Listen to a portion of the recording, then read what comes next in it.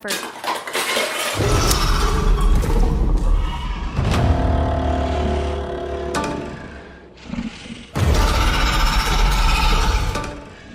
Boom! You looking for this? I told y'all you were gonna get this one day. I told you we were building up to revealing the anomalies of our universe. And boom, here we have it. Our first look at what one of the many anomalies look like in the universe of the Icarus contract. However, today I want to do something a bit different. I want to take y'all behind the scenes very briefly on how we wrote this episode. As a quick reminder, right now we are nearing the end of our second arc, the Chemtrail Saga. And one of the things we wanted this saga to do was build up on our characters and their dynamics with each other. So when it came to writing another scene for Adrian and Irene, and what we wanted to do this episode was make sure that you guys got a bit more information on their history through the dialogue. You see, unfortunately, we don't have the biggest of budgets yet to afford flashbacks and epic visuals and things of that nature, so instead we opt to write all those things in dialogue. The only problem is when you put all of that into a tell and not a show, you risk a disgusting amount of exposition, and exposition isn't necessarily a bad thing, but it can become overwhelming, and at worst, takes you out of the show because you feel like you're being talked at and not talked to.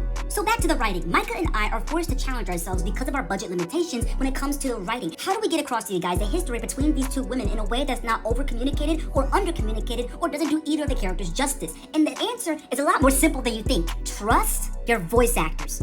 If it wasn't for the incredibly talented Melissa and Vera, these characters wouldn't be where they are right now, and Micah and I wouldn't be able to write as sharply as we do. Because you see, when it comes to voice acting, it is all on the actors to vocally communicate every single aspect of their respective characters through their line delivery. Especially in a situation like ours where our visual media, unfortunately, isn't all that detailed yet. And it's not to say Angela doesn't do a great job with the work or she doesn't knock it out of the park, that's not what I'm saying at all. But storyboards are much different than fluent animation. You're not able to communicate every niche detail within a character's expression or delivery or physical presence, etc., etc., etc. So I say all that to say, when Micah and I are writing the scripts and we have trouble figuring out how to communicate certain things, we tend to think how our voice actors would deliver the lines. How will they say it? How will their tone come across? Etc., etc. And that is what helped us this episode. Because while the big reveal was showing off your first look at the anomalies, the big heart of the episode was these two, was making sure that their dynamic and their characterization was on point for you, the viewer.